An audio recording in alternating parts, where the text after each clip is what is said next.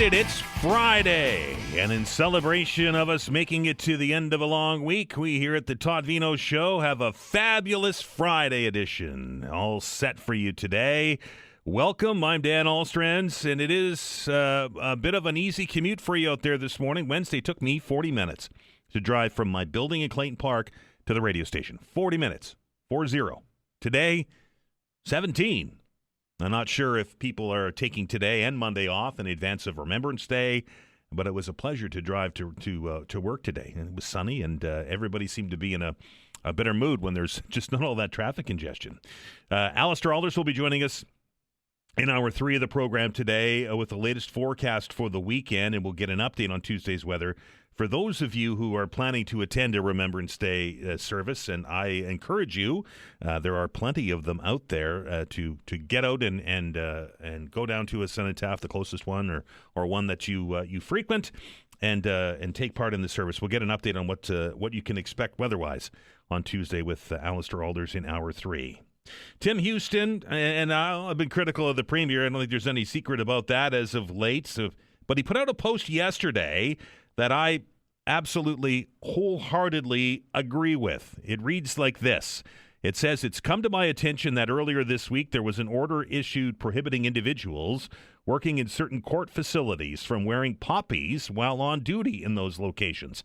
This order was issued under the guise that the poppy is somehow a political statement."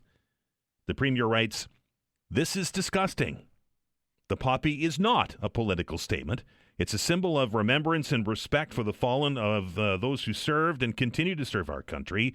Poppies have been worn in Canada since 1921. We have courts and a democracy because of the courage of those who were willing to make the ultimate sacrifice in pursuit of and in defense of the very rights and freedoms we enjoy. The judges who issued this order are wrong. While I respect the independence of the judiciary," writes the Premier, "I respect veterans, the very people who made the ultimate sacrifice defending our country, our values, and our democracy more. It's not lost on me that our veterans fought so we can enjoy the freedoms the courts uphold. It's why I find it impossible to believe any judge would ban a symbol of respect for the fallen, our veterans, and their families. I stand firmly behind anyone who wants to wear a poppy in their workplace. Because of the action of these judges, if necessary," the Premier says he will introduce the Nova Scotia Remembrance Observance Act that will enshrine the right to wear a poppy in the workplace from the 1st of November to November the 11th. As I said earlier, some of the decisions made by the Premier's office, and the Premier's government as of late I've been critical of. But this one, I think the Premier is spot on. By the way, Vanessa Van is, of course, behind the glass, doing a fantastic job, as she always does, working with the Premier's office.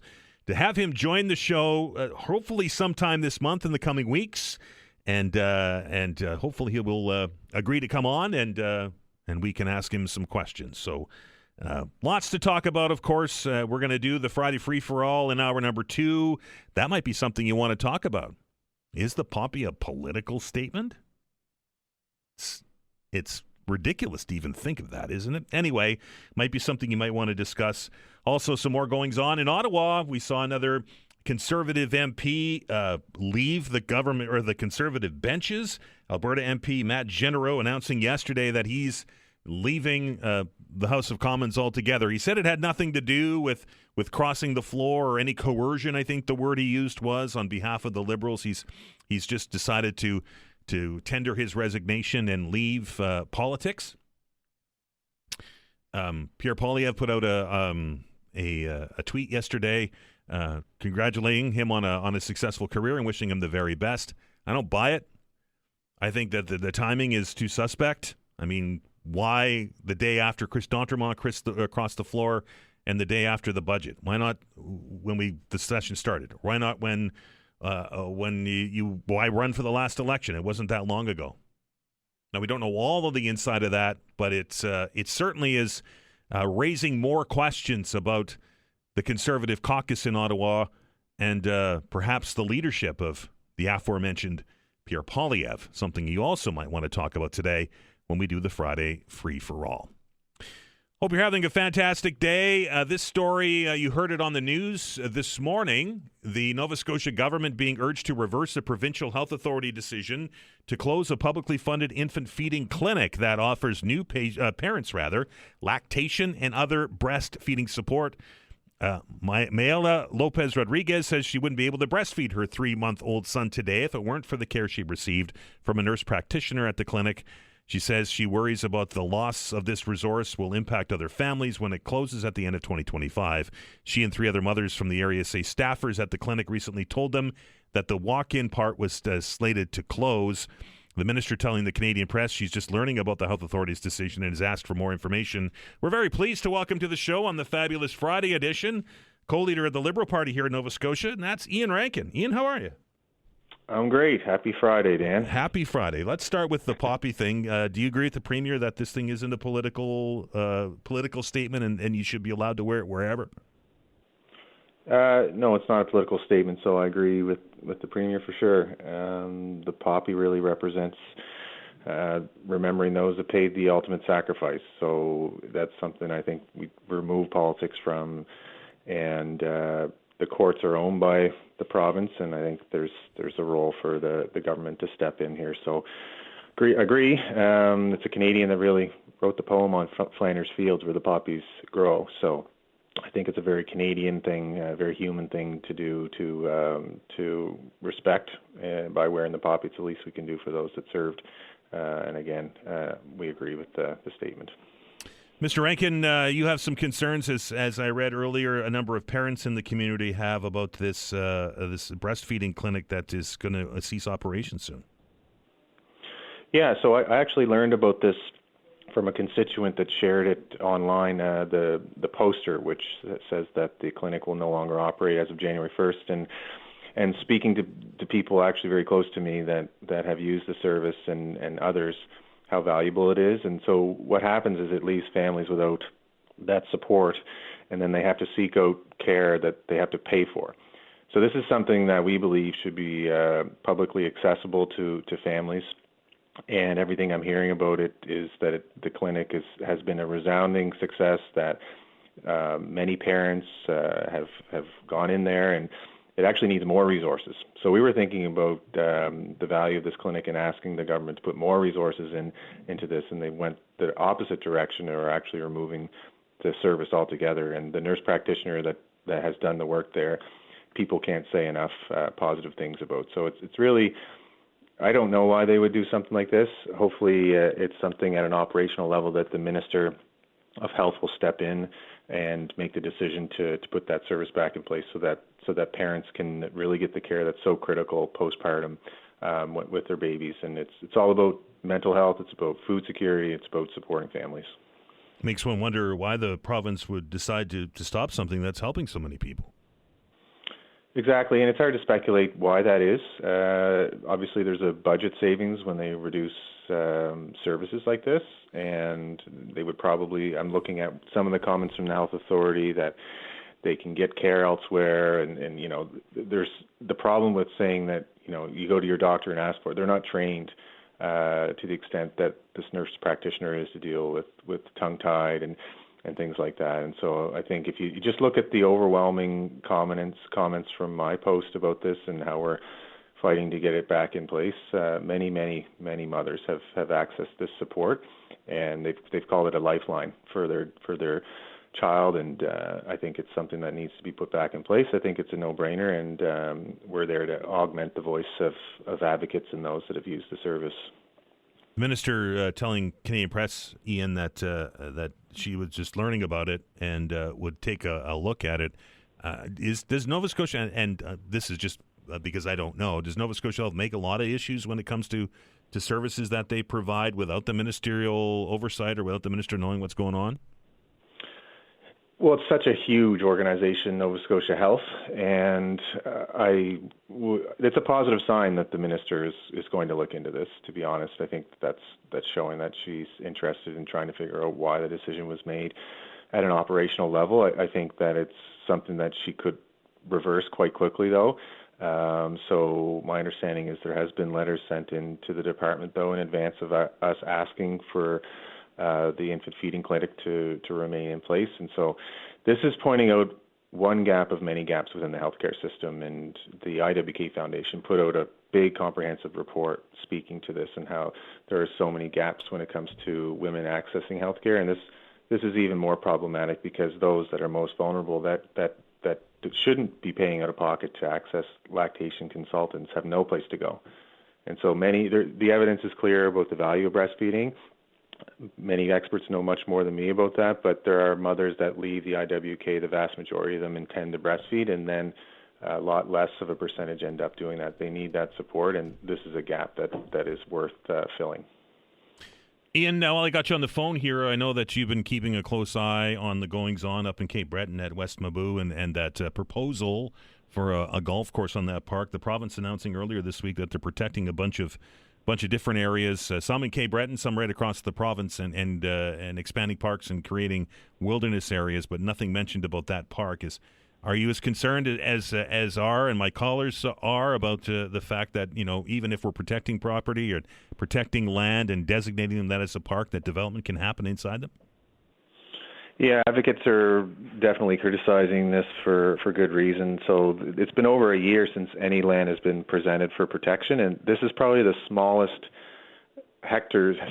amount of land that has ever been proposed by government. So it's, I think, about 1,000 hectares, and so 1% in the province is 55,000 hectares, just to give an understanding of how minute this is. 0.023% is what somebody calculated. So this is damage control, I think, because they are getting a lot of pushback from advocates that want to see more protection, and that the government is actually intending to go in the reverse direction and start looking at all of our protected areas and allowing development in it. So this is a big issue that Nova Scotians should be paying attention to. We are well off the goals of this own government's own legislative goals that is looking entirely out of reach now. And if that's all they can come up with after 5+ years or 4+ years of government, then that's a big problem. You raised the issue of that golf course at a committee, but that was shut down, right? Yeah, that was an opportunity, I think, for government members to step up and say, look, we're doing our best, but we're going to actually just confirm that we won't remove protection. And the committee was about looking at coastal protection. West Mabou Beach happens to be a coastal property that's protected, and so all of the government members voted no. So that vote means that they're not willing to stand up and say that the protected areas, the fully designated areas that have gone through the process, are off limits. So that's a sign, I think, of what's to come. It's not just about West Mabou Beach now. It's about every other area that Nova Scotians hold dear, whether that's Cape Split or St. Mary's Provincial Park or all the rest, that the hundreds and hundreds of areas that have gone through the process, the assessment, the consultation, they're all up for grabs now. Ian, thanks for your time. Enjoy the weekend. Always a pleasure, Dan. That is Iain Rankin, co-leader of the Nova Scotia Liberal Party, joining us here on the fabulous Friday edition of the show. We're going to take our first break here. When we return, we're going to dig more into the federal budgets when we have a conversation with the Vice President Atlantic of the Canadian Federation of Independent Business. What's in the budget for small and medium-sized business? You're listening to the Todd Veinotte Show. I'm Dan Alstrand. We're back in minutes.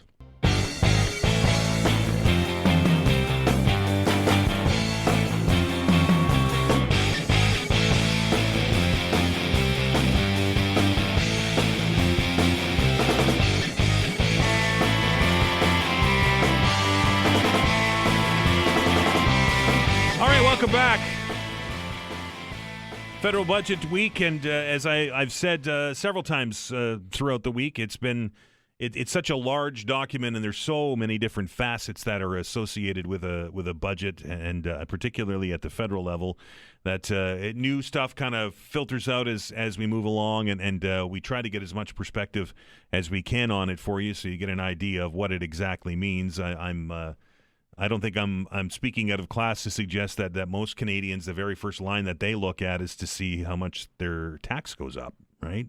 Is my federal tax going up? Am I going to pay more HST? And once you get beyond that, people, if it isn't going up, people kind of lose track. And with all of the other noise that's happening in Ottawa this week, with the defection of Chris d'Entremont to the Liberal Party, and then yesterday, of course, that Alberta MP is deciding, for whatever reason, that he was done with his job in Ottawa and was going to resign his seat in the House of Commons. Of course, that creating an even bigger dynamic between the governing Liberals and the Conservatives. We get closer to a majority government. It certainly has overshadowed everything, but there are some important nuggets in that, or maybe there aren't some important nuggets in that document that many were looking forward to and looking to see what the federal government's plans were moving forward, and particularly in the small and medium-sized business area.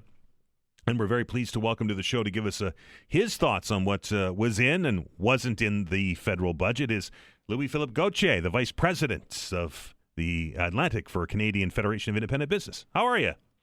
I'm quite well. Yourself? I am well, sir. I guess let's start with what you saw in the budget that was good news for small and medium-sized business. Well, there's a few elements. Now, albeit some of them were re-announcement from 2024. Government did or is reintroducing an accelerated capital cost allowance, in other words, accelerated depreciation. So for businesses that buy certain kinds of equipment, they'll be able to pass those off in the year of purchase as a whole. So that will help those types of investments. There's also the changes to the lifetime capital gains exemption for business owners that are trying to or looking at selling their businesses and retiring. That's been increased and confirmed to $1.25 million. So that is positive. That's been a long-standing request from a business succession perspective from CFIB and others.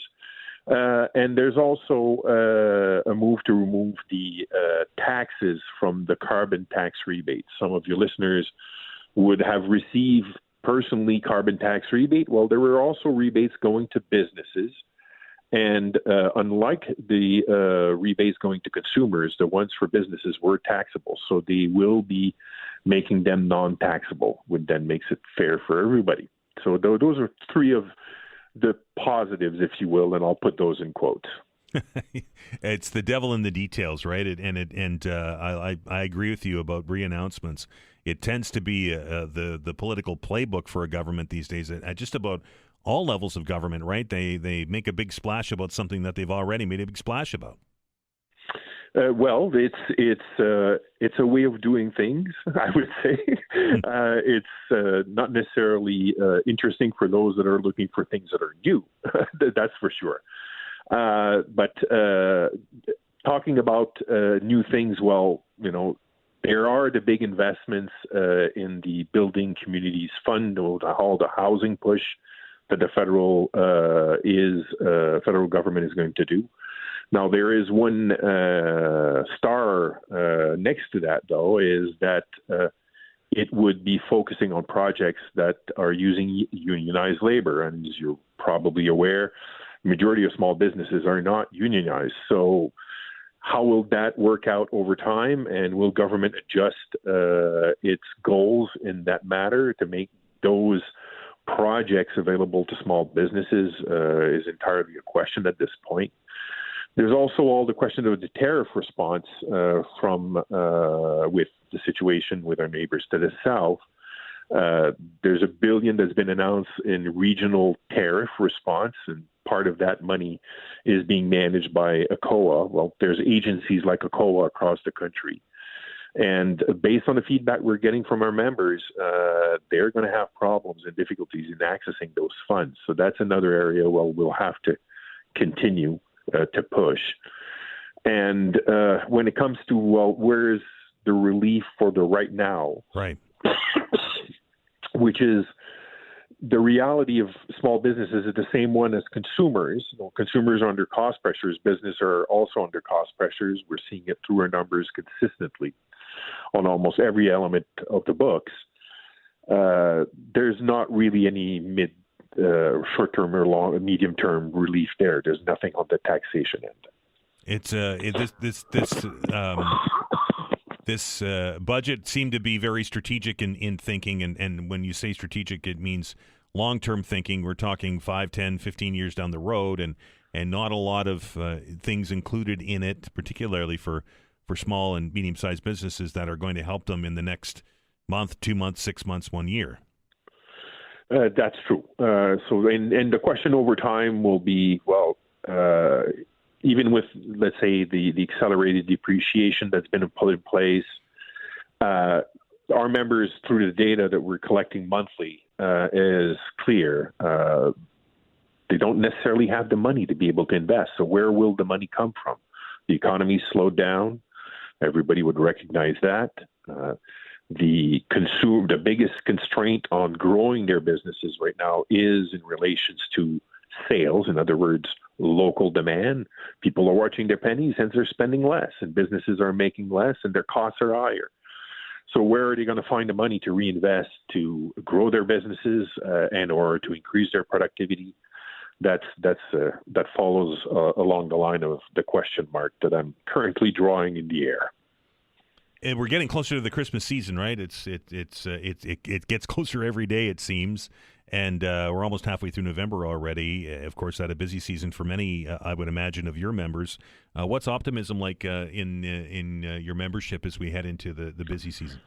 Well, specifically to retail, it's not really optimistic, unfortunately. So we do track optimism month to month. And retail is one of the sectors where it's not optimistic.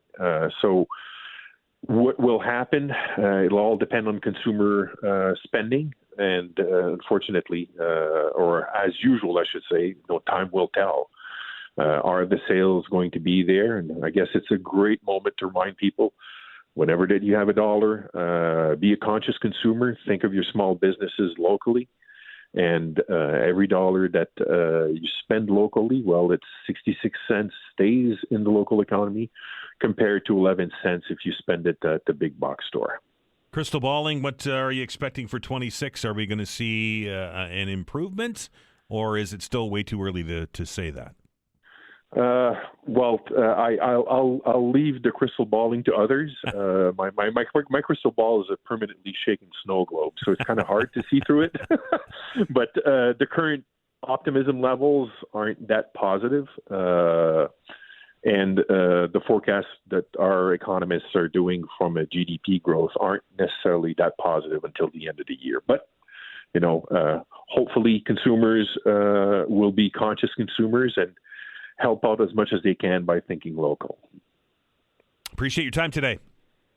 My pleasure. That is Louis-Philippe Gauthier, the Vice President Atlantic for the Canadian Federation of Independent Business. Optimism hasn't been strong for very long, and as you heard in the interview, not a lot of things in the budget for the here and now, and that isn't going to help optimism, but I can tell you, based on some of the emails that I've received and some of the stories and posts that I've read, it's getting busy when it comes to local small businesses, particularly as we get closer to the Christmas season. I think the big fair this weekend is happening down at the Forum, right? And I know that there's a lot of people that look forward to that every year, and it kind of gets things started. But again, and that's not just for businesses, right? The here and now, I didn't get any or see any relief for me, at least immediate relief for me in the federal budget. I know many of you have told me the same thing, that there was nothing included in it that's going to help out your situation, particularly as you get ready for the weekend and go to the grocery store, right? And now we're hearing that chicken prices are on their way up. They're going to get not near as expensive as beef, but close. And that tends to be one of the cheaper proteins at the store, right? So I don't know if we're going to see things get better at the grocery store as we head into Christmas and into the new year, but certainly there was nothing in the budget that's going to help you make ends meet when it comes to the immediate costs that are out there. We're going to take a break. Shelley's going to update us on what's going on in the news. On the other side of it, time for our weekly chat with our friend from Summa Strategies and Abacus Data. That's Tim Powers. I'm sure he'll have a thought or two about the goings-on within the Conservative caucus, and we look forward to our conversation with Tim Powers right after the break.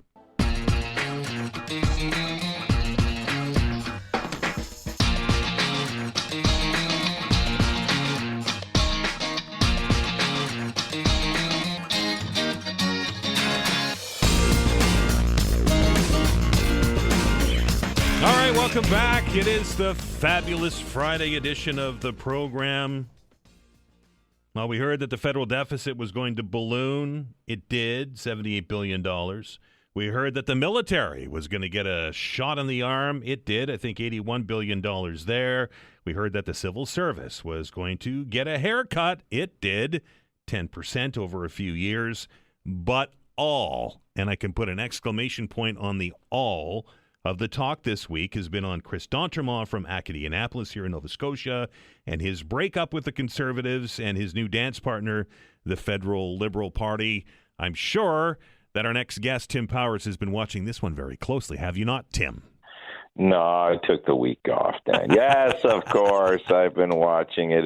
And then yesterday evening, a Conservative MP announced that he's stepping down, resigning. He had been rumored to be moving. So in a week in which the opposition should be, particularly the Conservatives, criticizing the government, they've had to spend a lot of time on defense explaining why there are turmoils in their own organization. Is this a direct response to Pierre Poilievre and his leadership that D'Entremont had this very public breakup, and then Matt Genereux from Alberta yesterday announcing that after, I think this is his fourth term, and not that long ago, April just ran for re-election, has decided that he's done?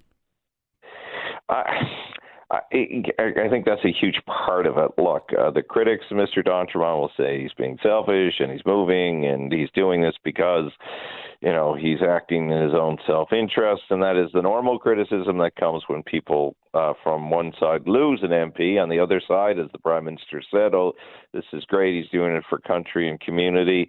So when you cut through all of that, you listen to what Mr. D'Entremont himself said, I think a few things. I mean, I think Nova Scotia Conservatives more often, like Newfoundland Conservatives, are more inclined to be of the progressive Conservative variety, and certainly Chris D'Entremont was previously in the progressive Conservative government and involved in all of that in Nova Scotia, so probably felt a bit more comfortable with the Mark Carney style of leadership, because you and I have talked about this. He comes across as if he were a progressive Conservative kind of Prime Minister from a different era.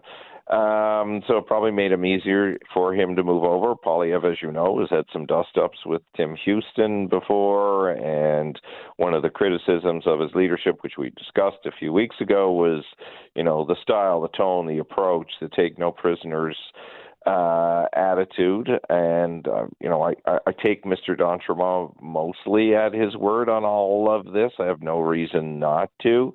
And I say to partisans, having been one, everybody take a breath, particularly on the Conservative side, because in every other profession, Dan, people move and change jobs all the time. Yes, I know there's the connection to constituents, and that, ultimately people in that riding will determine if Mr. D'Entremont puts his name on a ballot next time, if they're happy or angry with him over all of that. But, not a long rant to answer your question. Not been a great week for Pierre Poilievre. What does this mean for the Carney government? Now they're that one seat away now, I think it is, from that magical majority.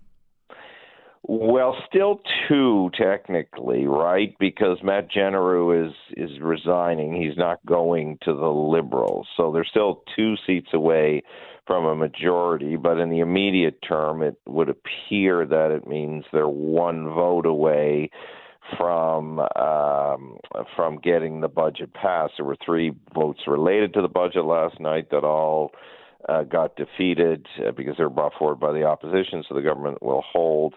I mean, I'm still of the view, as I've been before all the drama, that the Liberals will get through. The bigger question, as you rightly pose, is, does Carney have the ability now to MPs and have a majority government? Going to be a fascinating week ahead, Dan, because it's what they call break week, as people go home to their ridings to recognize and remember on Remembrance Day, and there won't, a lot of these caucus members won't be subject to the peer pressure and the intensity of being around their peers, because they'll be away from them for a week. So does that mean there's a couple more people who decide that they've had enough of being in opposition and want to join Mark Carney's team? It's interesting on of the timing of the whole thing with d'Entremont, literally the day of the budget, and General the day after, and we've got as you mentioned, a couple of confidence votes that have come. There's still more to come, I think, and then there's the big vote on the 17th, right, where the rubber hits the road, and we look to see if the Carney government can get this budget passed. Yeah, it'll be the actual it's not always put that way, but the support of the budget and its motions will come on the week of the 17th, maybe on the I don't know the specific timing, but right. That's that. The rubber will hit the road then. Look, the messaging from the NDP would suggest they'll probably find some accommodations amongst themselves to not obstruct the passing of the budget, whether that's through abstention or, some other means. The orange flu. Yeah, there could be a blue flu too. Right. But who could have predicted some of the drama this week? And you need to go back a few weeks, right? A lot of this discontent that has been focused at Mr. Poilievre from within and outside the Conservative Party stems, it was bottled up and then it leaped out when he did that podcast where he went after the RCMP leadership and, suggested Justin Trudeau should be jailed or criminally charged or however he phrased it.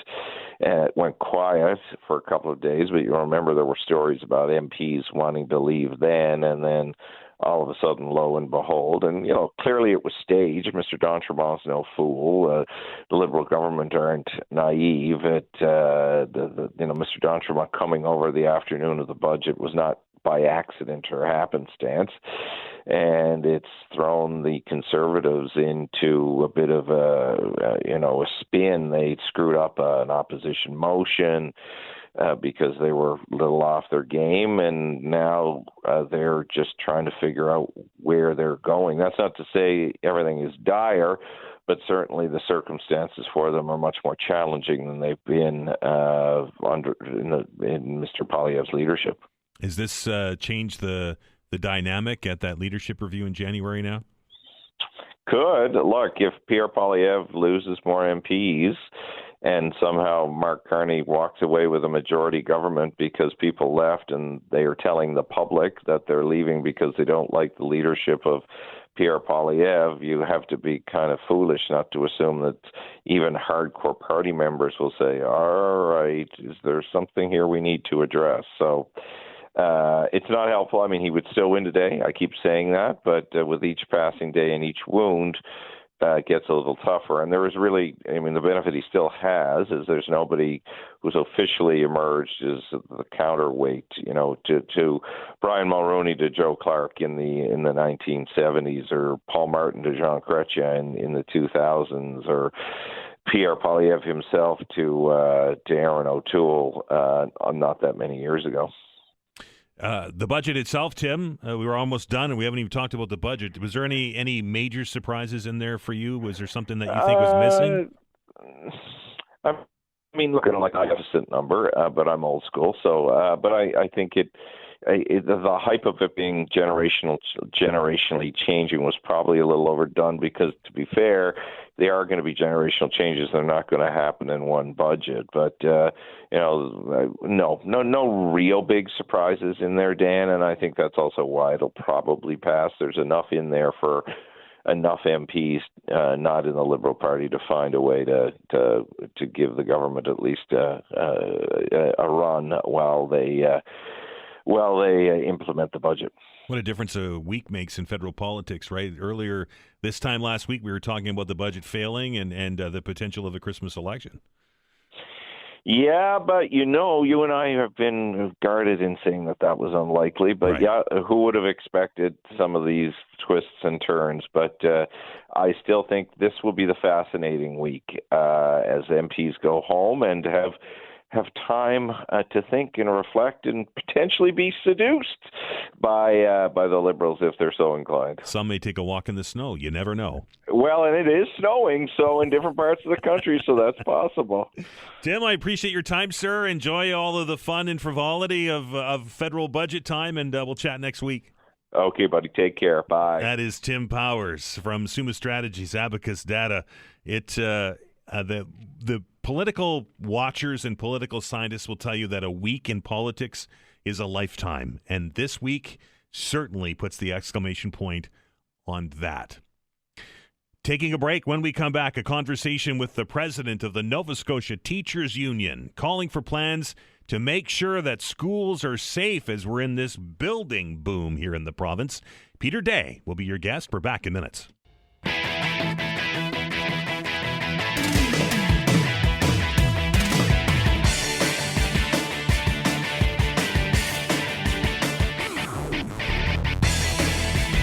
Nova Scotia Teachers Union encouraging continued attention to the condition of public schools across the province, calling for a coordinated plan to ensure that all students and teachers learn and work in safe, healthy, and well-supported environments. The president of the Nova Scotia Teachers Union, Peter Day, said, and I quote, "Nova Scotia's public schools are the heart of our communities. We appreciate the focus on long-term investments in school infrastructure. These investments are vital to ensuring students have spaces that are safe, accessible, and conducive to learning. At the same time, the NSTU encouraging government to ensure the capital plan accompanied by a staffing plan that supports people inside those schools." Very pleased to welcome the aforementioned president of the Nova Scotia Teachers Union, and that's Peter Day. Peter, how are you? Not too bad, Dan. How are you? Good. I don't have to go very far in my neighborhood to see this infrastructure planning work. They've cleared a big space for a brand new school, and my neighborhood's not alone. These things are popping up all over the province. Well, yeah, and it was a really great opportunity to sit in the gallery and watch the Standing Committee on Human Resources as they had their discussion about the school capital plan. Because we look right across the province. It doesn't have to be just in your own backyard, but right across the province, we have schools that are aging, that need replacement, or at the very least modernizing and updating. And some of them are in even worse shape. We're hearing stories about mold and those kind of things. Well, listen, there's concerns about air quality, extreme temperatures, accessibility, and overcrowding. I mean, we have classrooms where you literally cannot fit another desk in the room, and then, our schools are full. But I think the important thing to stress with this is, we need to support investments in new and modernizing our school buildings, but we also have to understand that infrastructure alone is not enough. Buildings don't teach students; teachers do. So that's the kind of ask that we're looking for is that we need to have a plan in place to ensure that we have both strong infrastructure and qualified professionals who are able to meet the needs of our students.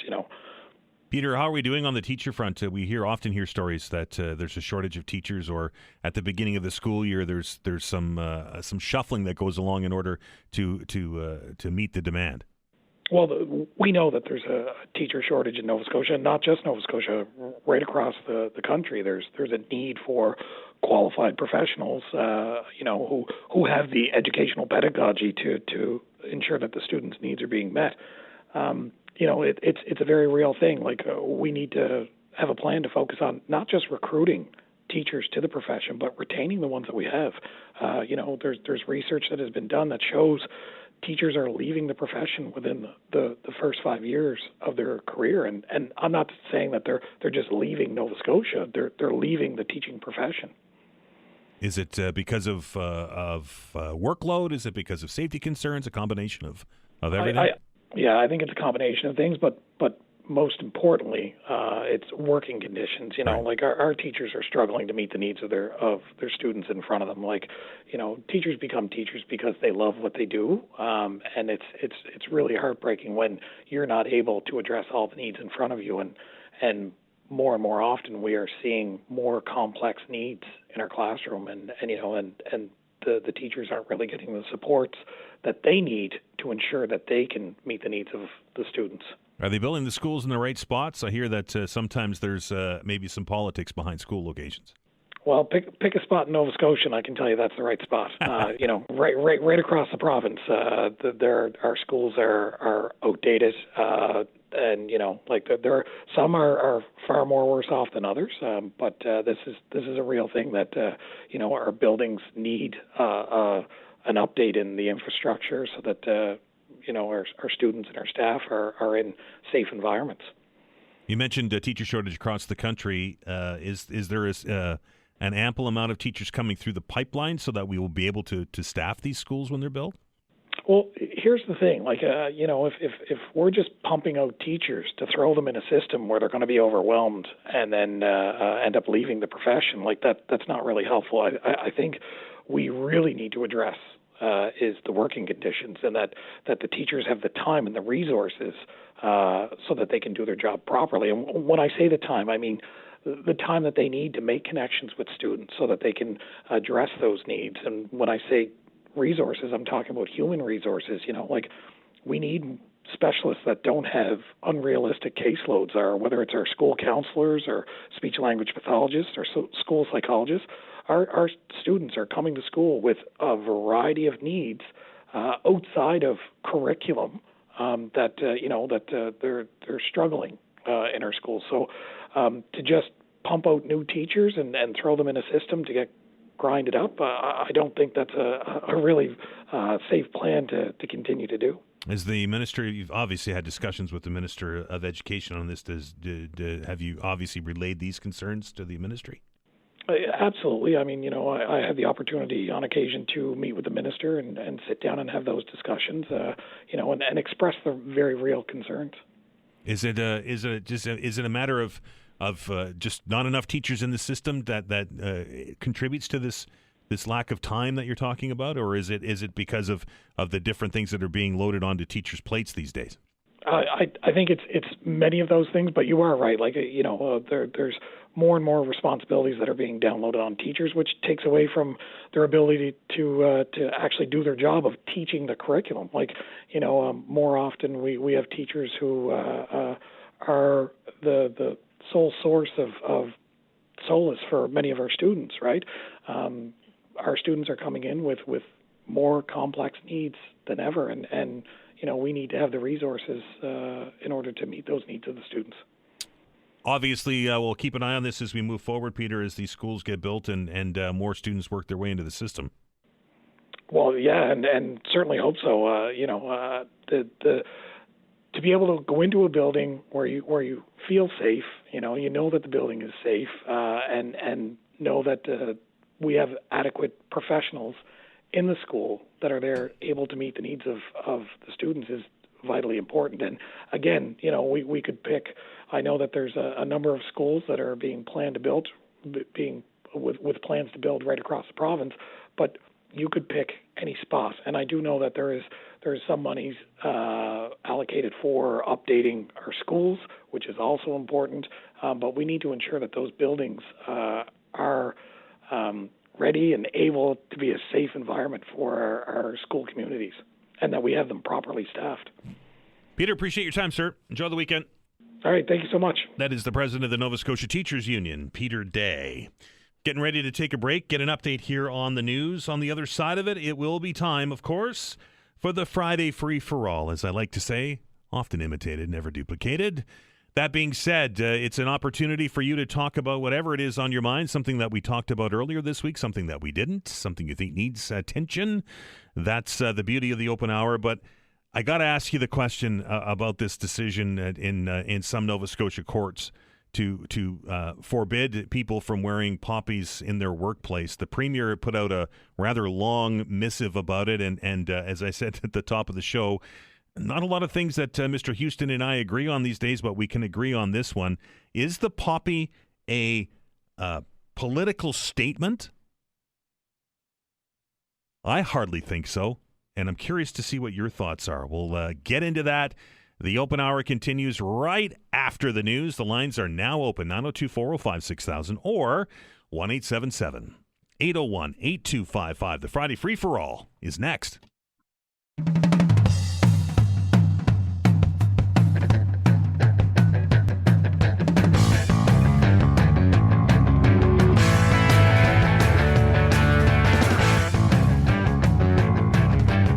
Welcome back to the Fabulous Friday edition of the Todd Veinotte Show. I'm Dan Ahlstrand, and as has been tradition on this program, it's now time for the Friday Free-for-All. Your chance to talk about whatever it is on your mind. That's the beauty of this. I'll try to keep my comments to a minimum, as we can talk about things that we've already addressed this week. There was lots of discussion about the budget, lots of discussion about Chris d'Entremont, stuff that we didn't discuss this week that you'd like to bring to the attention of our listeners. A perfect opportunity to do that. That's the beauty of the Friday Free-for-All. The lines are open, 902-405-6000 or 1-877-801-825. Some disappointing news in the newscast there. Did you hear that? I'm holding in my right hand now a collector's item. Something that's been around for a couple hundred years. And the good people at the Old Farmer's Almanac say that this is the last edition in print. I know that a lot of you think that it's hokey and their weather predictions are whatever, but it's been around for a long, long time. And there's some valuable information in there. Fishing sonar tables and some of the stories and so on and so forth. We do an interview on this every year, right, when the almanac comes out. I didn't realize that the last interview that we did was going to be the last interview that we did on it.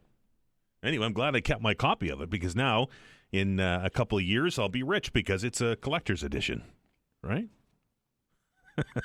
Anyway, sad news. It shouldn't be a surprise. Right?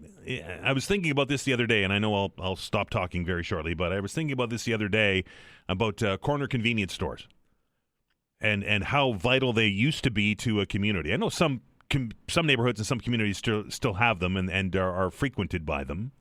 Again, it goes back to my viewing of the King of Kensington in 1975, where it was centered around a convenience store. But I mean, the corner store in my neighborhood was a cultural hub, right? It's where everybody knew everybody. You went down there to get your milk and your butter and whatever else you got at the store, cigarettes, right? And everybody used to do that. And they're becoming few and far between, and we're losing those corner stores. And one of the things that was a draw, at least for young Dan, when we used to go to the store, was the magazine rack, right? That's where you got the latest rock and roll magazine or the latest teen magazine or whatever magazine is that you enjoy. Magazines are going the way of the Farmer's Almanac as well. There's just not as many as there used to be, and it's just sad to hear that. Anyway, I've got an edition of it, and I'm going to keep that now because that is going to be a collector's item. And very quickly, I called out the Prince yesterday. Prince Harry, who is in Toronto. I think he was doing something for Invictus Games. He was visiting with veterans and doing what he does. And I said, well, whatever. He was wearing a Dodgers hat during the World Series. I lost a little respect for him. And apparently he didn't have much choice. He apologized yesterday when he was in Toronto. He did an interview, I think it was with CTV, and apologized that he wore the hat. And he said that he was a guest of the here's the quote. "Firstly, I'd like to apologize to Canada for wearing it. Secondly, I was under duress. There wasn't much choice," said the Prince, who explained that he was invited to the game by the Dodgers owner. He says he thought wearing the team's hat was the polite thing to do. Somebody handed him a Jays hat at the event that he was at and said, "No, I'm going to wear this one from now on," he said. So we've converted a Dodgers fan to a Jays fan. 902-405-6000 or 1-877-801-8255. This is the Friday Free-for-All, your opportunity to talk about whatever it is on your mind. And we kick things off this morning with Nicole. Nicole, how are you? I'm well, Dan. How are you? Good. What's on your mind? I thought I'd weigh in on the poppy debate. Sure. And for me, because I'm looking at Tim Houston a few different ways right now, and I understand why he potentially put that statement out. I also think it's a bit inflammatory and emotional, and I think it should be, though. Yes. I mean, I think it's also going to cover some other things in the news cycle that people may not see, that may slip through. But I have to push back a little bit on the poppy not being political. Okay. And the only reason I say this is we wear a poppy to honor those who have fallen in war. Right. But wars are inherently political. Yeah, but it's the people that fell in the war didn't make the decisions for the wars. They were there fighting it, right? Right, as a result of bad politics. So I have an issue with a lot of people didn't have a choice, politician. though. They got drafted. 100%. That's my point. Right. So I have an issue with a politician saying that a war isn't political, or that poppies aren't political when they are very much a byproduct of war. So that's my yes and the conversation, because I understand why he's saying what he's saying, and it is absolutely going to draw a lot of outrage from people, and I understand that. But I just don't want to let politicians off the hook for trying to say that a symbol of war is not political. So that would be my only kind of pushback on that. And I'm also just paying attention to the news cycle and trying to figure out what he's also trying to cover up, because I am seeing some new information coming out about potential uranium exploration in the province, and I'm looking at some quotes from Minister MacDonald on how the municipalities are going to start changing a little bit. There's something there. There's something there that feels like a little bit of outrage might cover in the current cycle. But I'm not saying that the courts are correct. I think the judges should be using some discernment, and I think that we have to stop waiting for politicians to also create extra acts and rules to tell us how to act with discernment. That's ridiculous. I think the judges could have used a little discernment in something like this, but I do just take issue with Tim Houston saying that it's 100% not political. Thanks, that's Nicole. my hot take on it. Thanks, Dan. Have a good one. 902-405-6000, 1-877-801-8255. I'm going to agree to disagree with Nicole. I don't think that poppies are political at all in nature. I think that the poppy isn't for us to remember the war. It's to remember the people that served in the war, who had very little say, if any at all, in what they were doing and why they were there. Those decisions to go to war are made at the political level, there's no doubt. And world events tend to dictate what's going on with that. But for the vast majority of people who are in the military, outside of the extreme high leadership of things, their job is to follow the orders that are given to them. And those sacrifices that are made are what we remember with the poppy. It's not the war, it's not the conflict, it's not the politics. It's the sacrifices made by the individual soldier, sailor, airman. I don't want to just keep calling them soldiers, because I know that you Navy folk and the Air Force folk out there tend to get on a little bit hot under the collar when I do that. But anyway, that's my take on it. If you're curious what we're talking about, the Premier of Nova Scotia put this out earlier today. He said, or yesterday, I think it was, and says, and I quote, "It's come to my attention that earlier this week there was an order issued prohibiting individuals working in certain court facilities from wearing poppies while on duty in those locations. This order was issued under the guise that the poppy was somehow a political statement. The Premier says, and I quote, 'This is disgusting. The poppy is not a political statement. It's a symbol of remembrance and respect for the fallen and those who served and continue to serve our country. Poppies have been worn in our country since 1921. We have courts and a democracy because of the courage of those who are willing to make the ultimate sacrifice in pursuit of and in defense of and the very rights and freedoms that we enjoy.' The Premier goes on to say the judges who issued this order are wrong. And he said, while I respect the independence of the judiciary, I respect veterans and the very people who made the ultimate sacrifice defending our country, our values, and our democracy more. It's not lost on me that our veterans fought so we can enjoy the freedoms the courts uphold. That's why I find it impossible to believe any judge would ban a symbol of respect for the fallen, our veterans, and their families." He goes on to say, "I firmly stand behind anyone who wants to wear a poppy in their workplace because of the actions of these judges. If necessary, I will introduce the Nova Scotia Remembrance Observance Act that will enshrine the right to wear a poppy in the workplace from the 1st of November until November the 11th. The words of Premier Tim Houston on social media. Friday Free for All continues after the break. You're listening to The Todd Veinotte Show. I'm Dan Alstrand. We're back in minutes.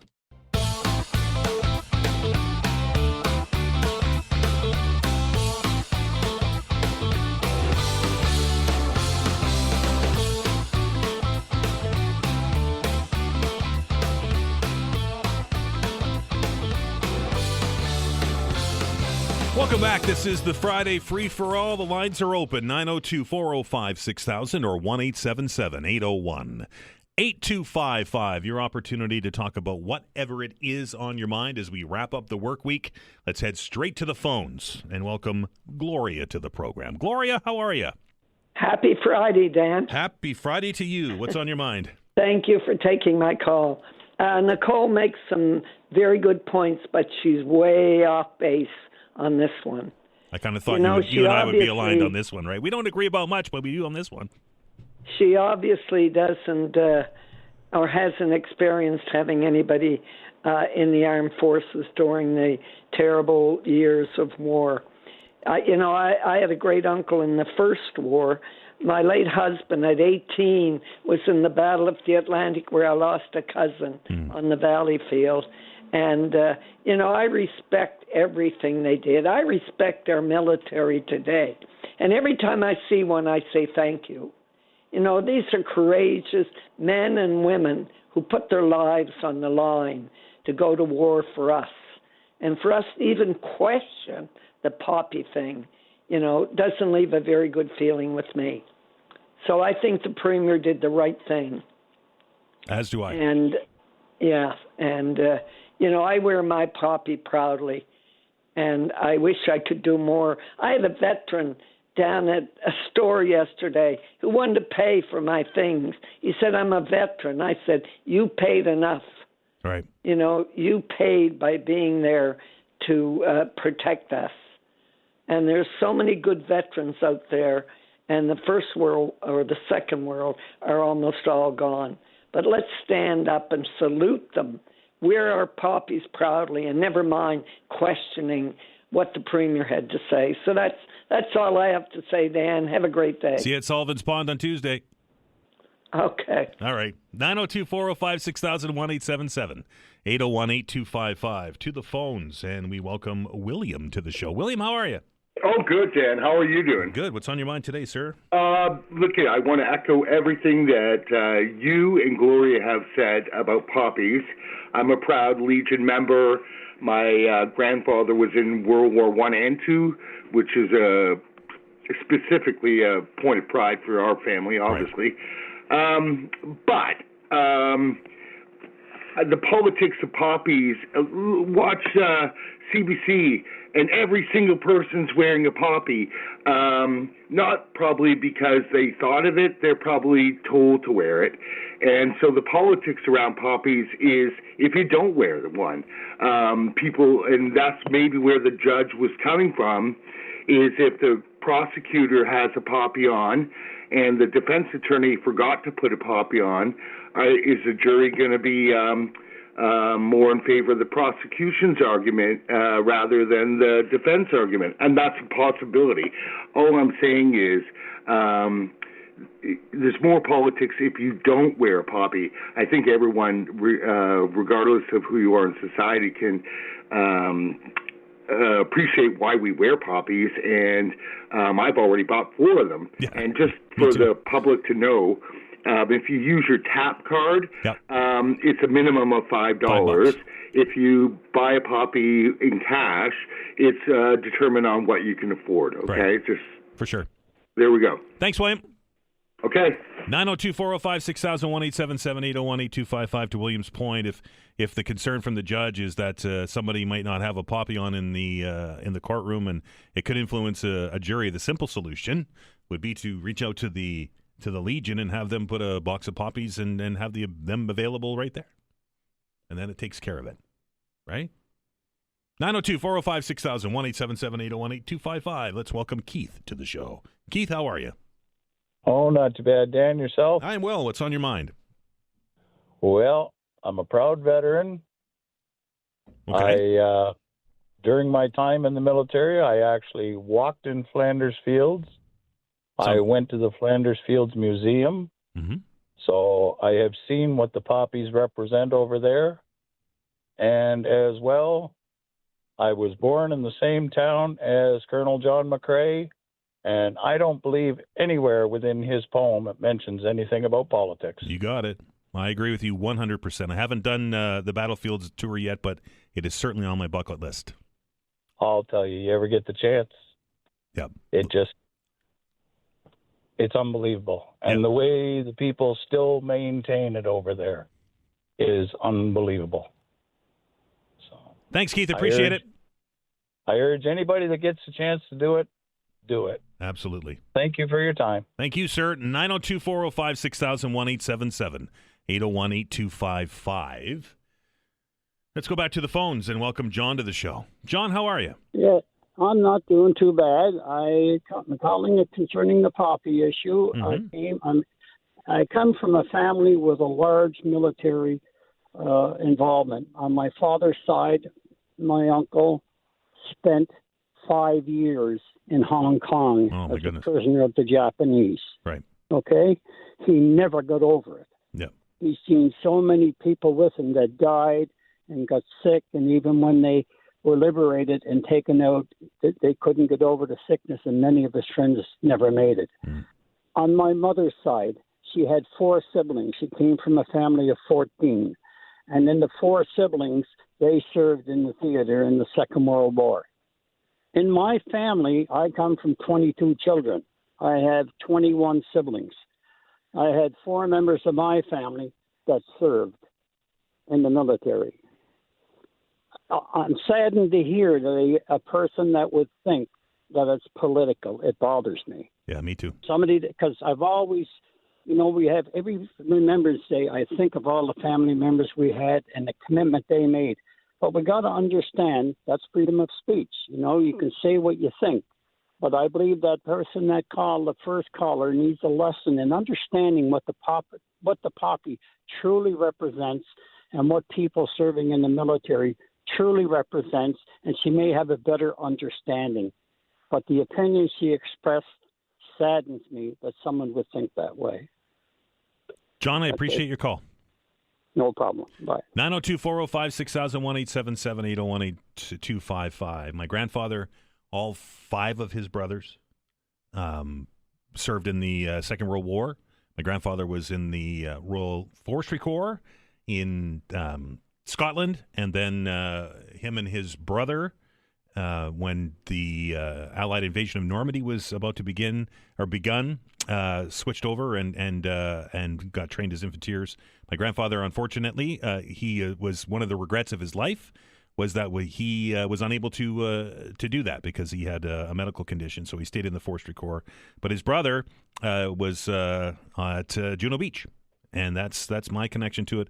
My other side of the family is a little bit more of a twisty turn. My as you may know, my family is Finnish. My father's side of the family is my father was born in Finland, and so my grandfather served in the Finnish army. And so when we had Christmas dinner together in the early days, it was interesting because the Finnish army, of course, were allied with the Germans because of the invasion of the Russians, and I won't get into the politics of that. But military tradition runs very deep in my family. Of course, I'm a veteran as well, and I think it would be an interesting conversation, at least personally for me, if I was at a workplace and somebody told me that I couldn't wear my poppy during Remembrance Week because it was a political statement. I think I would relish that conversation with that individual. We're going to stop, take a break. The Friday Free-for-All continues on the other side of the news. You're listening to The Todd Veinotte Show. I'm Dan Alstrand. We're back in minutes.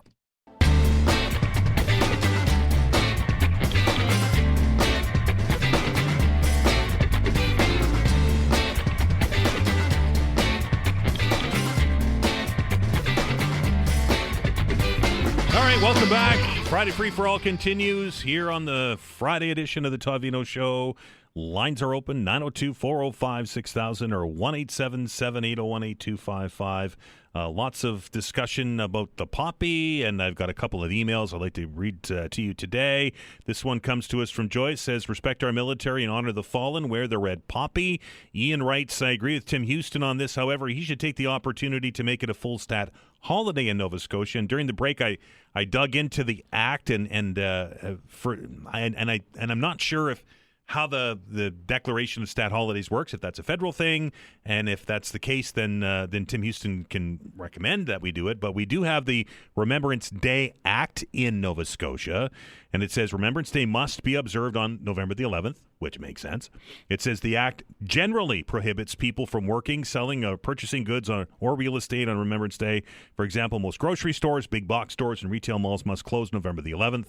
The act also provides specific exemptions for certain businesses, trades, and professions to allow them to perform certain functions on the 11th. How this affects business operations. Many businesses operating on November the 11th, most grocery stores, big box stores, many smaller retails, and retail malls are prohibited from opening. Businesses that can operate on November the 11th under certain conditions only, and it's the same as a regular stat holiday, and I don't know how that works in your workplace, and maybe that's where the emailer's going with this, but at least as I understand it, reading the Government Act very quickly here in Nova Scotia, it's one of those retail closing days that we become accustomed to here in Nova Scotia moving forward. 902-405-6000, 1-877-801-8255 to the phones. And we welcome Calvin to the show. Calvin, how are you? I'm good. Good morning, Dan. What's on your mind? I'd like to pose a couple of questions to our globe-trotting energy minister. Mm-hmm. Question number one, why is it that here in the province of Nova Scotia, our government tends to want to keep our gas and fuel prices artificially high when the price of a barrel of oil is relatively stable and not rising? Okay, number two. Number two is why is it that our provincial government, by way of gas price regulation, by not bringing it in line with what they're doing in New Brunswick, they're supporting price fixing is what they're doing. And if the same thing was being done in grocery stores, people would be up in arms. Oh, I can't disagree with you, Calvin. It's certainly not I think if we're going to have regulation, and I don't think I'm a fan of I know I'm not a fan of regulation, but the way that we set prices by setting a minimum price is not, or a maximum price, it's not the right way to do it. Well, I'd like answers to both of those questions from our premier, who is the energy minister now. We'll ask him the next time we have an opportunity, Calvin. Thank you, Dan. Have a good day. 902-405-6000 or 1-877-801-8255. I can guess the answer to number one, and the government response will be that government doesn't set the price for gasoline in Nova Scotia. That's set by whatever the name of the UARB is now, and you all know, if you've been listening at all to this program, my concerns with the Nova Scotia Utilities and Review Board, an unelected body that has a whole lot of power here in Nova Scotia. 902-405-6000, 1-877-801-8255. Let's welcome Mike to the show. Mike, how are you? Good morning, Dan. How are you this beautiful Friday morning? I am living the dream, as they say. Yes, so I got two questions with no follow-ups. Sure. First question, so I just recently found out that you are a past member. I got to know, where did you serve, or what did you do in the military? I started in the reserve, did some time in the regular force, and finished up back in the reserve. I was an 811, if you know what that is. I was a military policeman for a part of that career, and then I ended up as an MSC op. And as an MSC op, oh, yes, my sir. goodness. Yep, truck driver. A meathead to an EME. Great. Well, thank you for your service. Thank you. I greatly appreciate it. Right. Look, I do agree with what the premier, his statement that he made. I think it's a shame that it was needed to be said, because I thought, to this day, that everybody respected the poppy, and it was a surprise to me. But in one way, it's not a surprise, because as the years go by, that flame that was that torch that was held by our veterans that used to be passed down to younger generations through storytelling and through remembrance, that's slowly fading away. And I'm starting to believe that in a couple of years, maybe Remembrance Day will just be another half a day that people just, okay, it's happening, and so on and so forth. I don't feel that the flame is going to go out tomorrow, but I feel that the flame of remembrance is going to diminish as the years go by. And the reason for that is that because there is a political agenda with with all of this is that, in these years we have months dedicated to groups of people, and I truly, I believe that's a good thing. However, if there's a group of people that would deserve a month of recognition, it would be the veterans, and it would be the people that the first responders and people who serve the public in the best way that they can. And I think that's important to maybe table in the near future, that we have Pride Month, and we have the First Nation Month. That's all good, but I think we should also consider maybe a month dedicated to our serving members and our our fallen members. Appreciate the call, Mike. Thank you. 902-405-6000, 801-825-5805. It's something that Steve Murphy and I talked about earlier this week, is that as we, and I will put a caveat on this and suggest that we have veterans that are veterans today that are just getting out, or people that are still in the military. But the emphasis and the heavy focus, at least during my time growing up, was of course on the First World and the Second World War, and by extension the Korean War as well. And as those veterans age, and as many have said already this morning, we'd have lost that connection because they're no longer with us. So as the generations move on, and we could lose that connection to what we've promised them to do, and that's to just not lest we forget. Isn't that the saying? We're back after the break.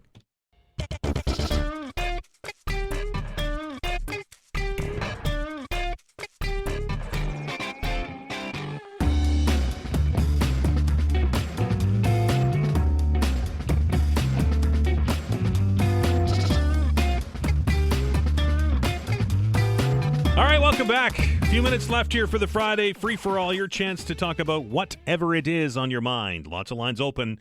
902-405-6000 or 1-877-801-8255. And, of course, the discussion centering on the poppy. But as the beauty is of the Friday free-for-all, talk about whatever it is on your mind. Something that's bothering you, here's a good opportunity to get on the air. 902-405-6000 or 1-877-801-8255. Let's welcome Keith to the program. Keith, are you there? Yes. How are you this morning? I'm well, sir. What's on your mind? I just wanted to make comments about the poppy issue. Politics and poppy shouldn't mix. That shouldn't happen. I was kind of surprised in one way that something like that would happen, and in another way I wasn't shocked by it entirely because of just the way it is right now in this world.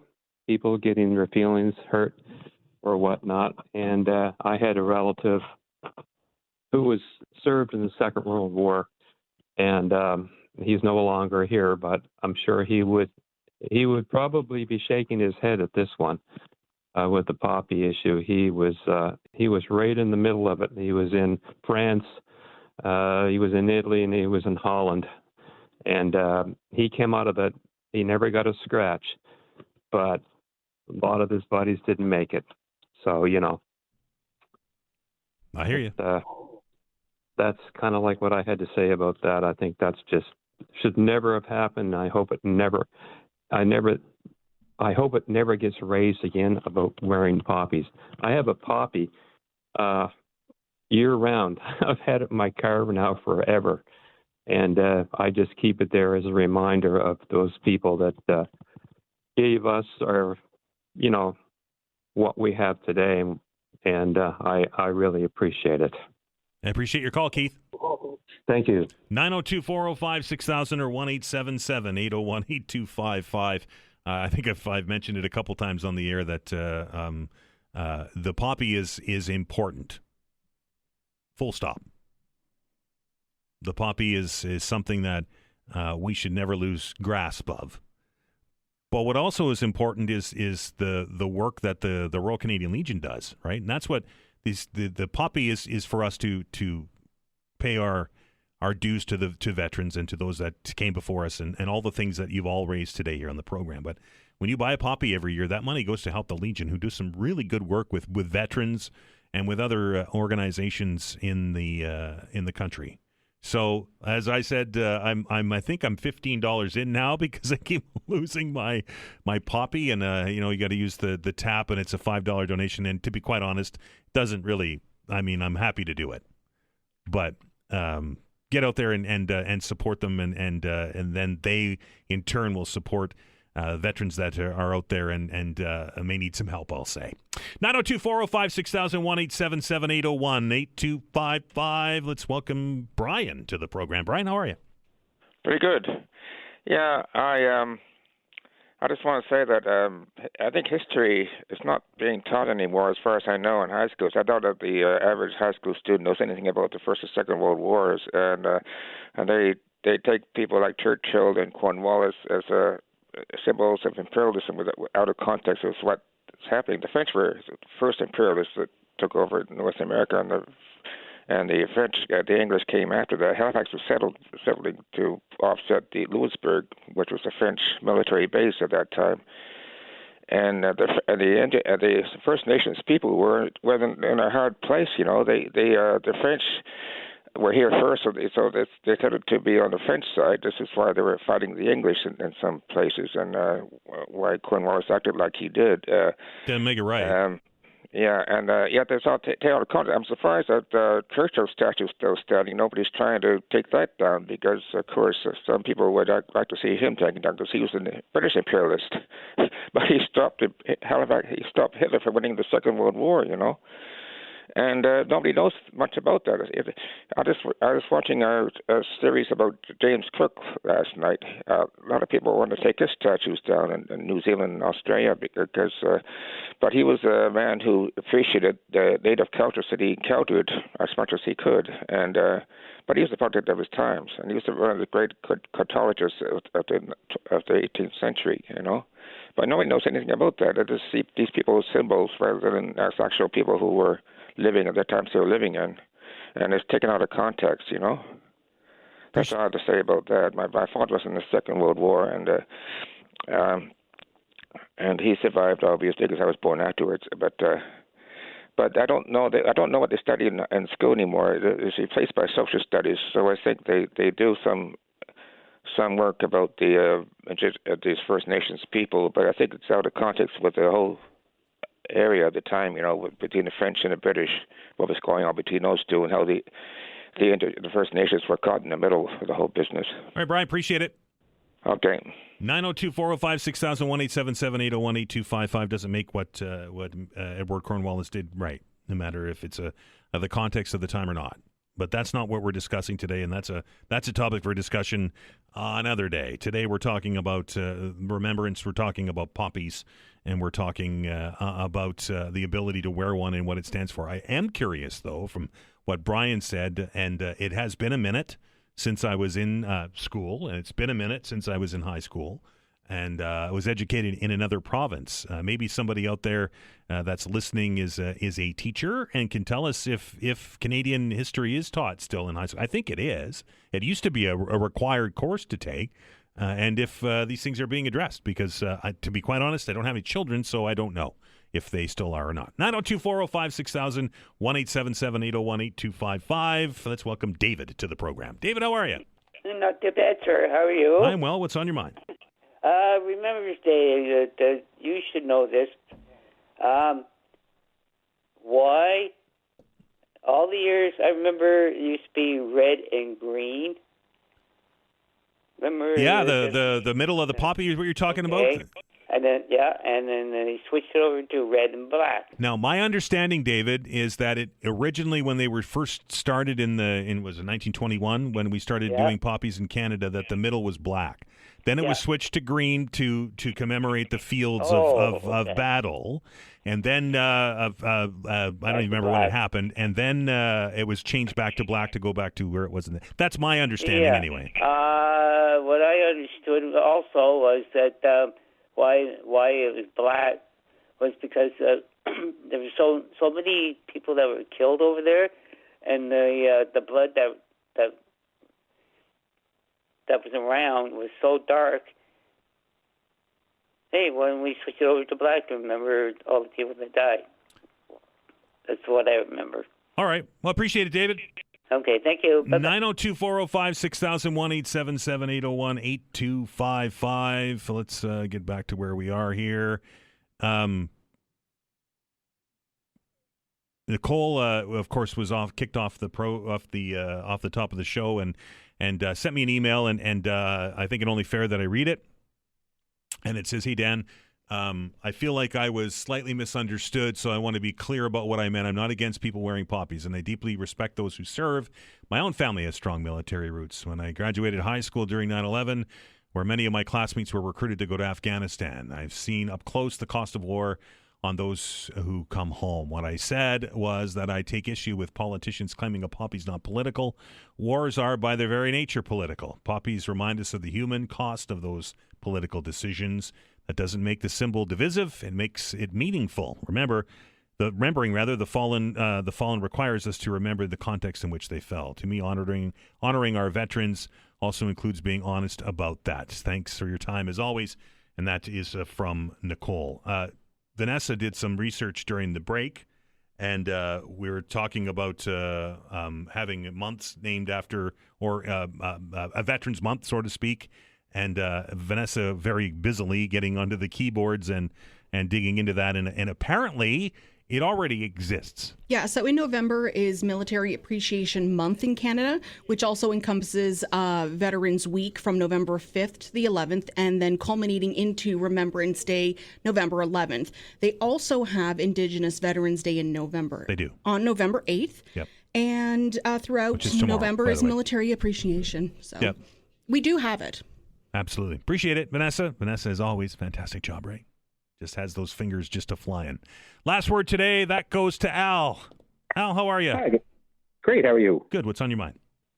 I'm just letting you know I'm not a teacher, but I do have a young lady who's in the French school board in Halifax, and they definitely do go over Canadian history in their class. Last year, actually, she did a World War II diorama that I helped her build on World War II.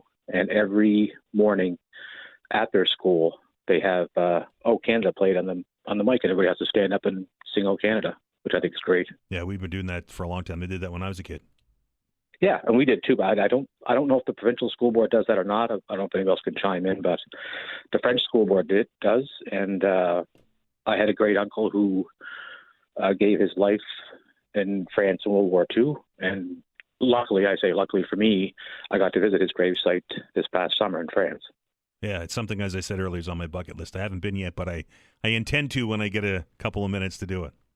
I do have. I'll email you a link of a gentleman I know who does battlefield tours. Right. He's a great guy. I just know him from the web. And also, I just wanted to point out that you mentioned that I think it was your grandfather served in the Finnish Army. He did. Yep. And I just want to say, I know it would be a conflicting in your household because it was kind of two sides of the war, but he should stand proud because they did a brave thing by defending their country against the Russians. Standing up against the Russians twice. They did that. Anyway. And their account was great. They did a really good job.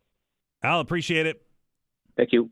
902-405-6000, 801-8255 is the phone number, folks. We're going to do an open hour again on Monday. Almost said tomorrow. I'm not going to be here tomorrow.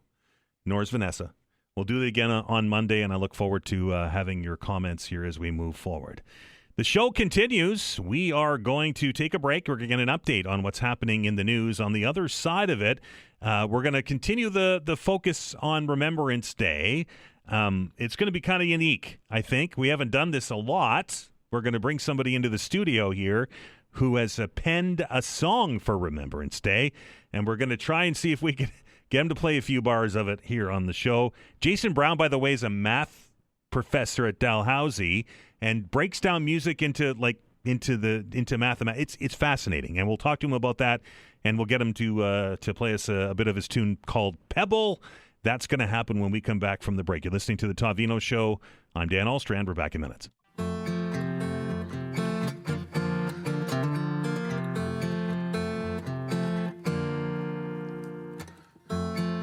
Barely 10 on the Fundy shore. The song is called Pebble that you're listening to, and it was penned by my next guest, who takes, I think, a rather unique approach to music. We all approach music from different angles. Some of us use it purely for enjoyment. Some of us get the enjoyment out of producing it and playing it. But Jason Brown takes this to a different, I don't want to say level, but to a different take on it. And it's something that I think you'll find very interesting if you haven't already figured it out. Jason Brown is a math professor at Dalhousie University, and kind of takes a look at music and breaks it down into essentially math, right? That's exactly right. So, Jason, tell me a little bit about how you first approached breaking down what we just heard and other music into sort of a math equation. Well, it's not so much an equation; it's a recognition of the patterns that infuse music. And great music, I think, involves setting expectations, which involve patterns, and then there's a choice to either meet the expectations or to thwart them and have a surprise. And the very best songwriters do this naturally, and it's inherently mathematical at heart, whether you meet the expectations or you thwart them, and how you go about doing those things. Songs are math, correct? All songs are math, and it's the patterns that we put into the songs, and it's the way that we can use a little bit of mathematics in the background to create emotional content. So technically, is it algebra? Is it like, well, how would you define it? It's a lot of different things. A lot of it is simply basic arithmetic. I mean, one of the things that I speak about when I give talks on math and music is Chuck Berry's lead guitar playing. And at a certain point, he did a duck walk, which he was so moved by what he was playing in his lead guitar solos that he danced across the stage. And what he was doing, I analyzed, was exactly the point where he was playing patterns of threes against the basic rock patterns of fours in the background. And it's the overlaying of two different patterns that is so wild until they match up that it moved him emotionally to dance. Right, and it's our brain, because I will be very forthright and say math was not my best subject in school, I will say, but is our brain designed to pick up these patterns, and that's kind of what makes music? That's how it resonates with us. Our brains are set up to recognize these patterns, to not only recognize them but to expect them, and we're satisfied if the pattern resolves. We're also amused and tickled by having them a new pattern introduced or a pattern broken at the moment. But those are all things that every one of us, whether we think of ourselves as mathematical or not, are built to appreciate. Is that why when a song has a bridge in it or has when it changes, that it's kind of that real attention grabbing? Exactly. It's attention grabbing, and if it's done right, it won't seem as an abrupt break in the song, but it'll just seem refreshing. And then there's the mathematical part of figuring out, how do I get into the bridge and how do I leave the bridge? And especially one thing that the Beatles did really well was modulate, which is change keys. And to do that, you have to be really clever. And to get into the new key and to get out of it. And if you do it well, it's seamless, but it's an aha moment for the audience. And it just perks your ears up when you hear it. It's like, what? That's cool, right? It's cool, and the Beatles knew that it was cool when they started doing that. I think that was around the song From Me to You, that Paul McCartney said their songwriting took off, and that's the first song where they changed keys. Jason, when you're obviously a player yourself, and you've written a song that we're going to talk about here in a second. When you write it, do you write it as a math piece, or do you write it as a song? I write it as a song, but the mathematics is never far behind. When you're writing a song, you have to make musical choices, and I think one of the nice things about being a mathematician is I can recognize explicitly the kind of choices that are available to me because I've recognized it in other songs. and then I can choose to make some of the same choices in order to add content to the song. Your song that we played here at the beginning, and you're going to play for us here in a minute or so, is called Pebble. Tell me about the genesis of this song. It started about 15 years ago, and with a lot of my songs in that time period, it started off with a story that unfolded in front of me as I was writing the song. And at the beginning, I knew I wanted to be about simplicity, to be about goodness, about service to others. And the song began to unfold as a song about a soldier and his life, both going through marriage and going through childbirth. And then the last verse, I wasn't sure what it was going to be about.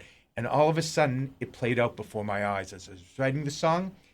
And it was deeply about loss. And at that point, I had to put down my guitar because I couldn't write it because of the how emotional I got.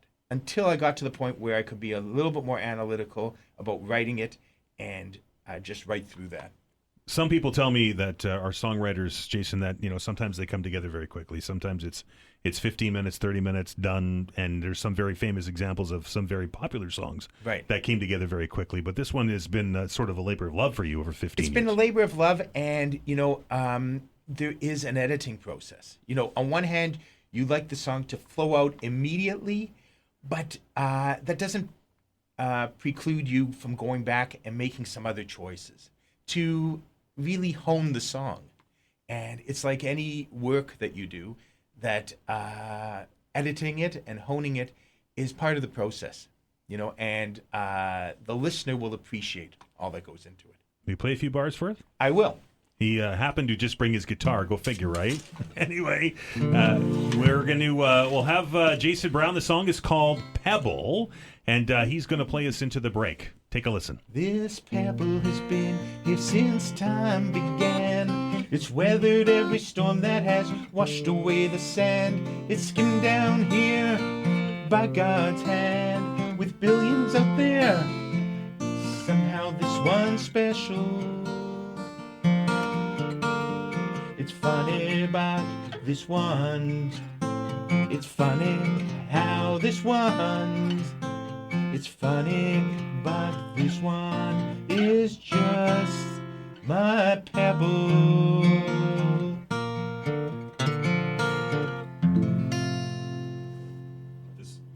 The song is called Pebble. It's available for people to listen. Just, I imagine, anywhere you get your music, right? Exactly. Jason, thanks for coming in, and thanks for playing for us, and all the best. And the next time I need some advice on breaking down a complicated song, I'll get my calculator out. Absolutely. Thanks so much for having me. That is Jason Brown, singer, songwriter, math professor at Dalhousie University. We're going to stop and take a break, and we'll be back right after this.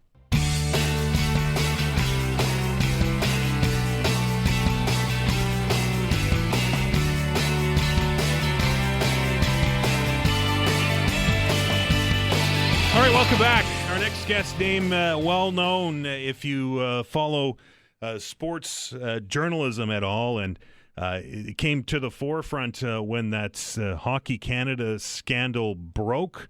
That we just saw the end of the court process for that, and that name, of course, is the TSN senior correspondent, and his name is Rick Westhead, and he's on the phone. Rick, how are you?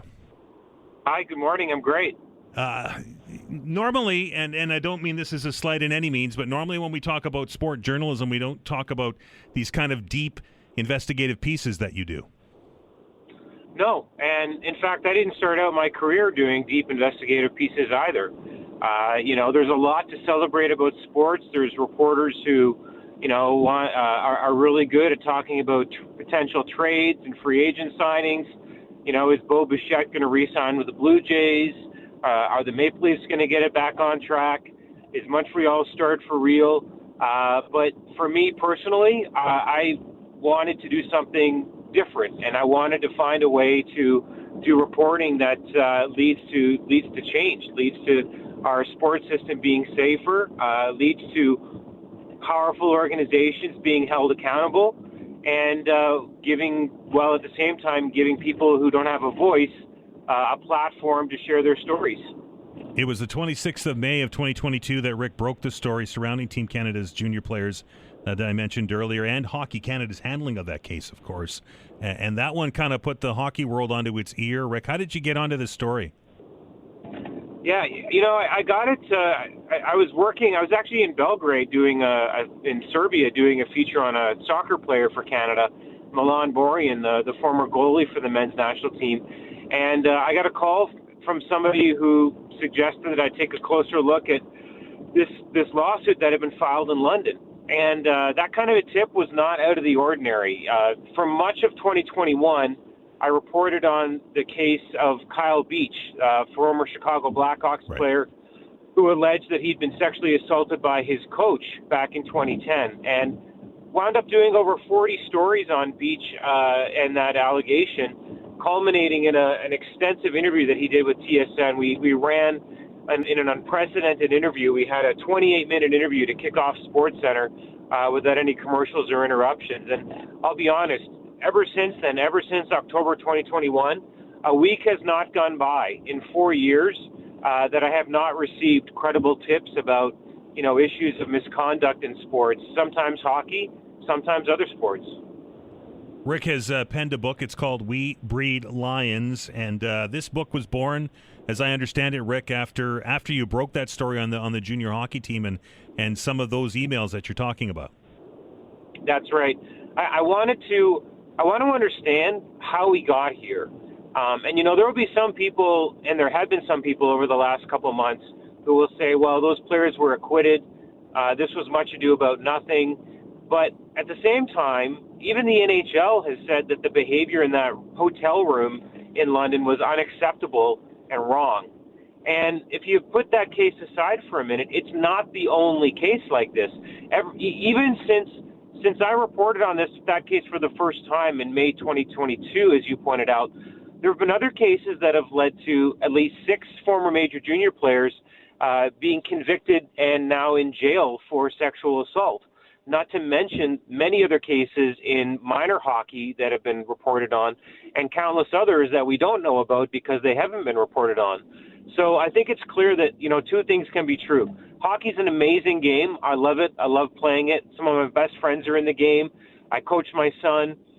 During COVID, my son fought cancer, and during that time, our hockey community was so supportive. You can have an amazing game and still have a game that has systemic issues where, we should be asking questions about the commercialization of minor hockey, about power imbalances and how junior hockey works now, and whether this system of having 14, 15, 16-year-old boys move away from their families to live with billet families and, try to fit into rooms where the alpha males are the 20 or 21-year-old teammates, does that system really encourage boys the way it is now to become the best versions of themselves? And not to mention the upper echelons of the hockey world in Canada, seeing these kind of events happen and then moving to try and make sure that they don't get out and to perhaps sweep them under the rug. Yeah, exactly. I mean, journalism is under attack right now, right? The public's trust in journalism is at an all-time low. And so this story is a really good illustration for why journalism matters.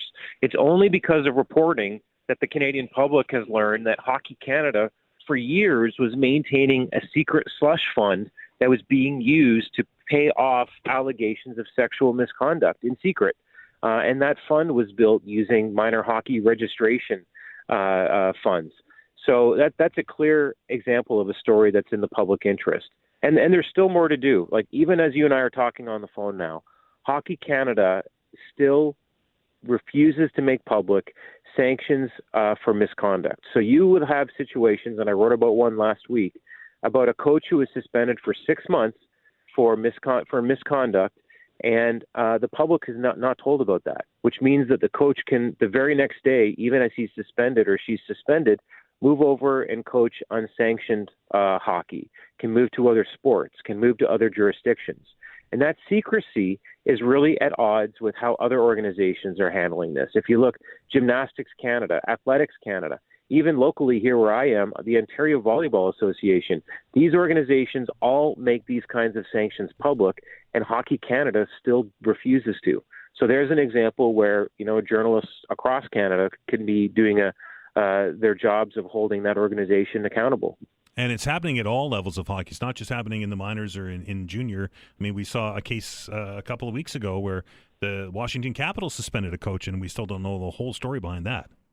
Yeah, you said it. It's happening at all levels, and the reflex from people within hockey will be to say this is not a hockey issue, it's a societal problem. And you know what? There's truth in that. There absolutely is. But however, when there are issues like this, they're reported on. Harvey Weinstein was reported on, right? Epstein was reported on. Issues with sexual assault in soccer in England have been widely reported on. There have been books written about issues in basketball and football in the United States. And so the question to me is, well, why wouldn't we scrutinize hockey? It's an amazing game, and our kids deserve for it to be the best, safest place for them to be so that parents can drop off their kids at the rink and have every confidence that, everyone's been educated properly and that there is something wrong. If there is something wrong, that it'll be investigated properly and there will be transparency around any results. With the result of your reporting on the juniors in London, Rick, do you think that Hockey Canada got that message? There were the people lost their jobs and they replaced people. Do you think that it's going to be a better place moving forward, or is it just the same old, same old? Well, I want to be an optimist on this. In Hockey Canada, didn't really have a choice. All of its sponsors walked away, right? It was forced to in Hockey Canada, put out a statement with what they called an action plan, saying, kind of owning this, saying, yes, there is a toxic culture in hockey, and we need to confront it and we need to make better. And I think that, the organization is headed in the right direction. That doesn't change my job as a journalist, which is to hold them accountable for that, and not just focus on the new Team Canada jerseys and are they beauties or not. To me, the role of journalists is to really scrutinize and to really make sure that they're doing everything that they say they're going to do to protect our kids. The book is called We Breed Lions, Confronting Canada's Troubled Hockey Culture. It's out now. Rick, I appreciate your time. Yeah, same here. Thank you. That is Rick Westhead. He is senior correspondent for TSN and the driving force behind blowing the lid off of this scandal and others to come, I would think, as we continue to move forward here. We're going to stop. We're going to take a break.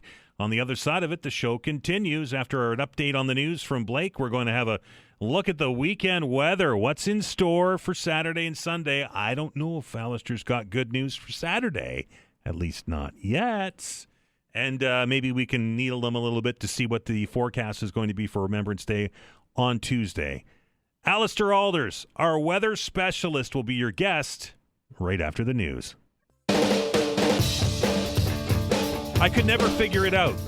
I could never figure out when Allister comes into the studio and we do this weekend weather, and he's in here now, that I whenever you're done, I'm hungry.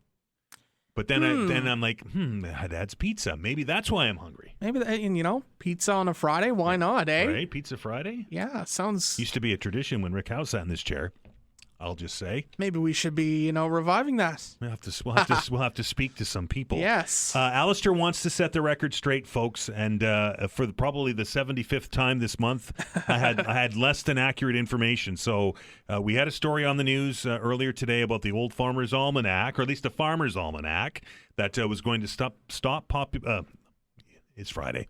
Stop publication this year. And I said, well, look, I've got an edition of it, and it's going to be a collector's item. But Allister, who's in touch with the weather and all sources, says that the Canadian edition is going to be okay. Yeah, so what a lot of people don't know is that there's actually two Farmer's Almanac publications. There's the Farmer's Almanac, which announced that they are going to cease publication, and then the Old Farmer's Almanac. So there was a bit of confusion that, we often just call it the Farmer's Almanac. So always has been in my house. When word of that came out, I was kind of surprised. I was like, oh, that's unfortunate. Whatever your view on the Farmer's Almanac is, whether you believe it or not, there's a lot of very interesting information in it, right?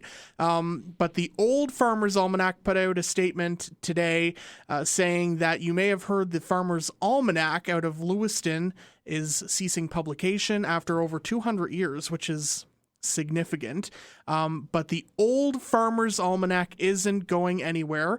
It says, quote, "As we have since 1792 during George Washington's presidency, we will continue to publish our annual edition while educating and entertaining readers online at almanac.com. So the Farmer's Almanac is unfortunately ceasing, but the old Farmer's Almanac, which we have copies of here, you interviewed them earlier in the fall or in the summertime, that they will continue to publish their annual predictions and keep everyone informed online too.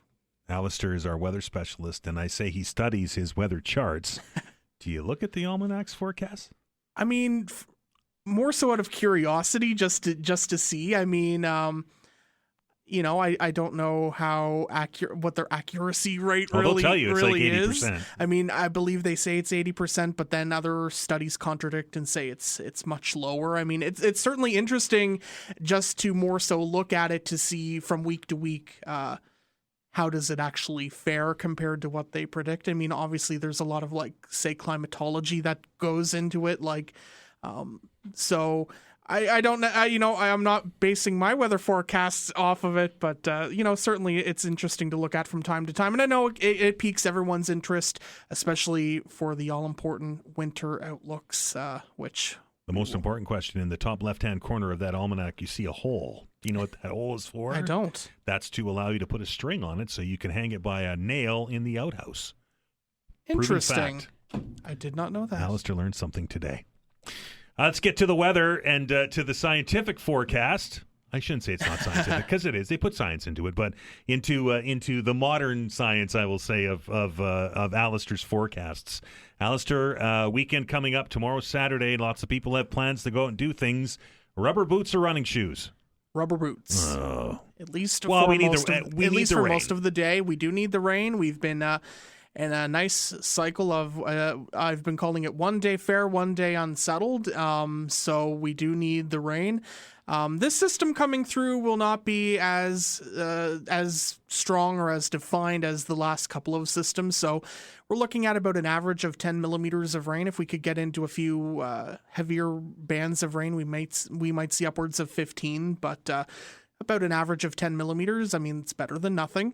And the winds, not too strong, but gusting upwards of 50, possibly at times to 60 from the southwest. So well, that's going to change my plans for Saturday. It's breezy, but I mean, compared to, we were having gusts to 70 earlier in the week. And, right. And I mean, the significant wind for parts of Cape Breton and then Newfoundland with that storm earlier in the week. So Saturday, rainy, at least for the first half of the day. I do think later in the afternoon to the evening, we start to see it tapering off to a few lingering showers, but otherwise it's not looking too bad. And then Sunday's a nicer day with sunshine in the mix. And temperatures, I should note, warmer because, I mean, it was chilly out there this morning. I had to scrape. It's the second time this week I had to scrape. Yeah, it's that time of year. I mean, there was... And you might take me off the air, as I mentioned, wet snow. We had flakes here yesterday. It was actually quite funny because Shelley was on the air, and it was raining. Yesterday we had all that rain, and I was in between segments, or I was writing something down, and she said, and there's a few flakes, and I looked up and I had to go look out the window, and in fact, there was some flakes, and I saw from some friends that sent us some photographs from Mount Tom yesterday, where the ground was actually wet and the roads were slippery. Indeed. I mean, for the Halifax area, it really wasn't able to stick just because temperatures were warm enough, but Mount Tom, the Cobequid Pass into the mountainous terrain of Cape Breton, it did stick. So their kind of first slushy snow of the season, it's that time of year. Sunny it's cooler, but the weekend it warms up. The rain comes with, like 14 degrees, right? Yeah, mid-teen temperatures on Saturday. A bit cooler, but 9 degrees on Sunday. So that's normal for this time of year. So Sunday's your day if you're looking for outdoor activities that you won't. There's plenty of people going into the woods this weekend. So that's your day. Light winds on Sunday and a fair weather mix of sun and cloud. Now Monday and of course Tuesday for Remembrance Day. Yes, so I mentioned we're in this cycle of one day fair, one day unsettled, and that will continue into early next week. So I was taking a look at the latest guidance, and there is another system that rolls in on Monday, further periods of rain, some gusty southeasterly winds. So still a bit uncertain how much rain that system will deliver, just because we could see perhaps some heavier bands of rain move in with that system, so you get into more localized, heavier pockets. Now, the good news is that, initially it looked like the system might linger through Remembrance Day. I'm starting to see some signs that perhaps the timing of it speeds up a bit, that while I'm still going to include a chance of showers on Remembrance Day Tuesday, it's not looking like a full washout. As 24 hours ago, it was showing that it was likely going to be very rainy and windy. At this point, I would say a chance of a few hit or miss showers on Remembrance Day Tuesday. Temperatures still mild, but warmer during the first half of the day, then starting to fall later in the day, and of course by Tuesday night. So, more optimistic now that perhaps if you're heading to your local cenotaph on Tuesday, that perhaps it could be dry. It's a better outlook than what I was seeing yesterday, but obviously the timing of these systems crucial. But I would say it is looking better today, that at least we would avoid a steadier, heavier rain during the ceremonies on Tuesday, where there would likely be just a chance of a few scattered hit or miss showers.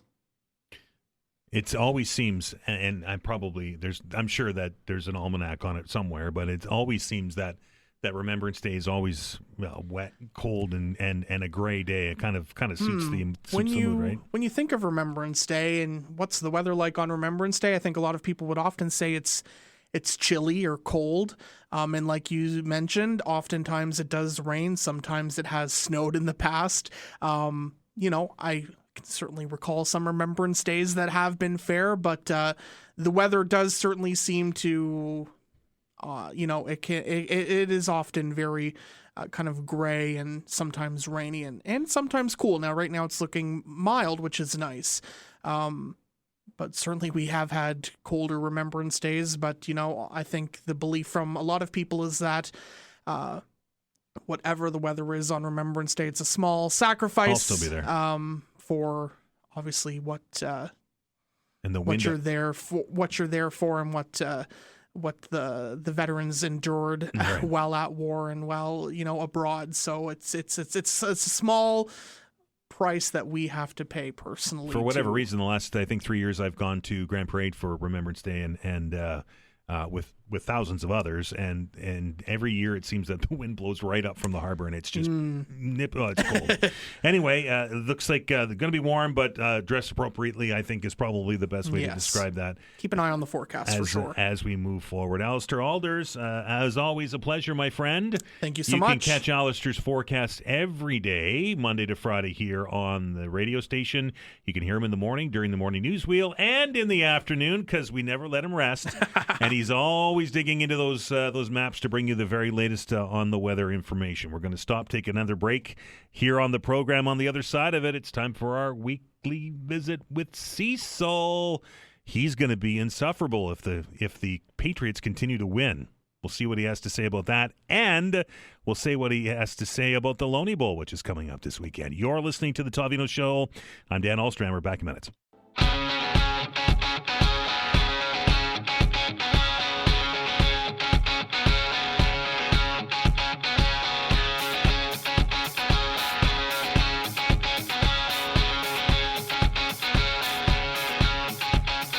Welcome back as we carry on through the fabulous Friday edition of the Todd Veinotte Show. We're almost at the finish line, and as you just heard from Allister, the weekend forecast, a mixed bag to say the least. And what does a rainy day with 10 to 15 millimeters of rain with winds up to 50, gusting to 50 kilometers an hour, on Saturday, November the 8th mean to you? Well, I know what it means to me, and I know what it means to our next guest, and that is football weather. And, of course, we have a huge game happening right here in Halifax tomorrow, starting at 2 o'clock down there at Husky Stadium, as the SMU Huskies take on St. FX at the Loney Bowl. I think I know where Cecil's loyalties lie here. Oh, and where might that be? Oh, geez, I don't know. Maybe, are you going to put on your St. FX hat? No, actually, I though St. FX has really done well the past few seasons, I gotta take St. Mary's tomorrow. There you go. And the Loney Bowl is always a lot of fun because normally the weather does play a role in this game. Absolutely, but I'm glad. I just hope that if it rains, I hope it doesn't come down in buckets. I hope it's just light, during the game, because I just hate to see all kinds of fumbles and turnovers as a result of the weather. Right. And AUS football, if you haven't seen it, it's a lot of fun to watch, eh, Cecil? Oh, absolutely. Absolutely. Years ago, we used to broadcast it on the old Eastlink community TV, and I miss those days. Yeah, absolutely. Anyway, go Huskies, go, I guess, is the sentiment from the show today. Did you watch the NFL game last night, that barn burner between the Raiders and the Broncos? What a snoozer, huh? Oh, my goodness gracious. Wow. Don't ever give me a hard time about my Patriots again after watching that. My goodness. Like, Denver, I think, is for real this year, but, I mean, and their defense is for real. There's no doubt about that. Yeah. But the Raiders are awful, and it was, 10-7 was the final? Yeah, and the Raiders kept Smith in at quarterback. The guy was limping out there, couldn't even make it onto the field, and they just kept running him out there. I'm like, are they trying to get the guy hurt or what? It is interesting, right? And that's a long-standing rivalry too. I've been at a Raiders Broncos game, and there's no love lost between those two squads. No, the whole American or AFC West has come a long way. They used to all be terrible. Then they all started getting good around the same time. Now defensively, they're really damn good. Patriots Buccaneers this weekend. Cecil, what's your thoughts there? Oh, my goodness, that's a big game for New England. I'm going to stick with them. They're on a roll, and, I don't expect them to shut out Tampa, but I expect it to be a good game. I'm going to take Patriots 27-24. If you can take off your Patriot-colored glasses for a minute and answer this without your bias towards New England, is Drake May for real? Is he the real deal? Is he going to be the next incarnation of Tom Brady? Everybody keeps telling me he is. Well, I don't know if I'll go quite that far, but he certainly he gets rid of the ball quickly. As long as he's got a decent offensive line in front of him, he's going to really, really be good. He throws the deep ball very well. He's putting some touch on his short passes.